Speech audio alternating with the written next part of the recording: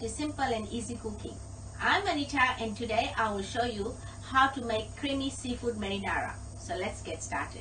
I've got here 1 kilo of seafood marinara mix, 2 cans of diced tomatoes, 1 can of evaporated milk, 1 medium onion finely chopped, 3 tablespoons of corn flour, half a cup of white wine, 2 tablespoons of chopped shallots, 3 tablespoons of oil, 3 tablespoons of water, 3 cloves of grated garlic, 1 teaspoon of salt, and 1/4 teaspoon of black pepper. Take your pan, put it on medium heat, add oil and heat it. When the oil gets hot, add chopped onions and garlic.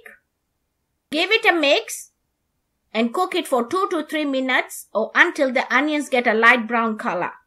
Now add your seafood marinara mix, shallots, and white wine.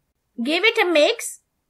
Put a lid on and cook it for 5 minutes, stirring it twice during cooking. After 5 minutes, add tomatoes, black pepper, and salt to taste. Give it a mix. Put a lid on and cook it for 5 minutes, stirring it twice during cooking. After 5 minutes, add your evaporated milk and give it a mix.